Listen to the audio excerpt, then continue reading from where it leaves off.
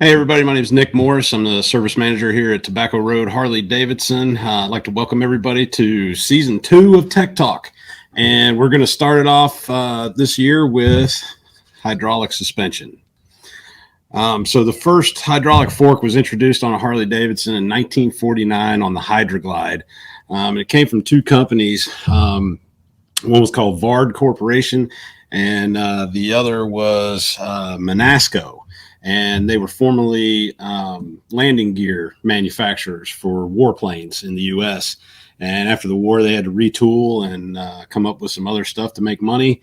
And so they decided that they were going to make some hydraulic front ends for Harley-Davidson.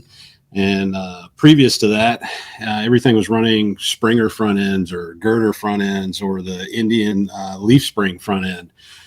Which were really inefficient. They only had about 2 inches of travel, whereas a hydraulic fork, especially due to being designed for aircraft landing gear, has a lot more travel, a lot more durability, and it's able to absorb a lot more impact than those old style front ends.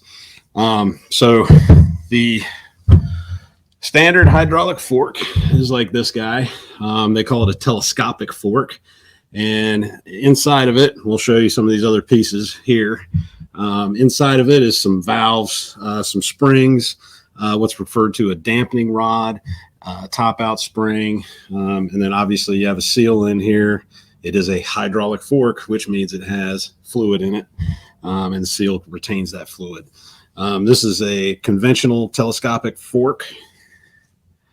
And for the more high performance oriented bikes, this is actually off of a Buell. It's manufactured by a company called WP from Austria. This is a USD or upside down telescopic fork. These are a lot more high performance, a lot stiffer, and quite a bit thicker. And the reason they're a little bit more high performance is because the triple clamp grabs onto this, the slider, which would be the lower piece on this guy. And you see how much difference there is in the diameter here as here versus the clamping surface.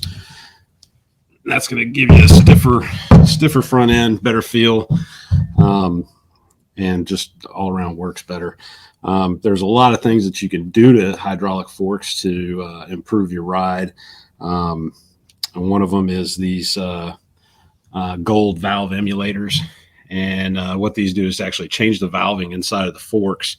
So it allows for either quicker or slower transfer of the fluid from one side to the other, and that changes the dampening of the actual fork. Just going to show you some of the parts today, and then we'll get into the science of it in Forks Part 2, so I don't bore you with all the physics and everything today. And that way I can see if there's any reactions to the second one. And if you guys don't like the boring stuff, then I'll quit doing it. So this is your tube, and you can see right here, you got orifices all around it, and that's for the fluid to move in and out. That on these is pretty much just a relief valve, pretty much. It's not actually helping anything with the dampening. Where you get the dampening from, it's going to be your dampening rod, and this piece will actually screw into the bottom of the slider. And I don't know if you can see the hole in it right there, but this part will go down in there, and it bolts in through that and sits on top of this. This is called a top out spring, and basically when the suspension is at its full stroke, this prevents it from pretty much coming apart. It's a really soft spring, really malleable. You can remove it with your fingers just like that. But that's what it's designed to do. And this is what's actually going to give you a lot of your dampening. See, I can't squeeze that at all. This thing's looking for a 900-pound motorcycle on it instead of 2 arms of a dude. So it's not going to do much with me trying to squeeze it. Then you also have again, hydraulic forks have oil seals. That's going to keep the oil in. Again, it goes right inside here. Obviously, these are not for this fork, but just for example, I'll show you. It goes right in there just like that. And that's going to retain the oil, keep it in there. That's usually the biggest part to fail on a fork. don't typically see it a lot on Harley Davidsons. Their front ends now are made by a Japanese company called Showa. Yeah, I'm probably going to get some ugly stares for that. But regardless, you don't see it a lot on Harley Davidsons. What is funny is a lot of times this is the first thing to go on a Japanese bike when they're running Showa forks. So that's just one of the things. Like I said, it's the weakest point of the fork is the fork seal.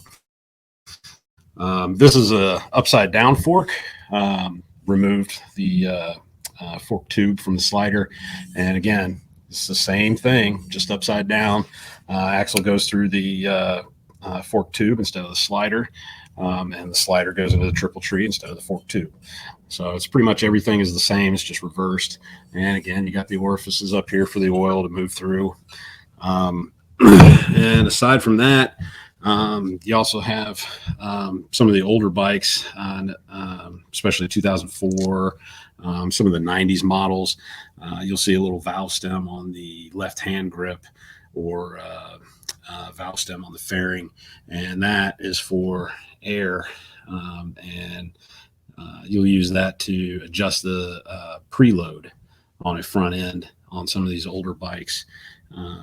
And basically just compresses at a different rate than the oil does. So that's pretty much all we're going to do for today. Like I said, we're just going to go over the basics, show you what the forks are, how they work, and then we'll kind of get into the physics of everything next go around.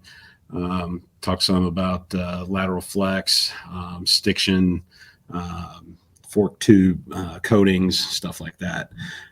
If you have any questions, feel free to leave them in the comments below, or you can send them to me in my personal email at nick@tobaccoroadhd.com. Thanks, guys.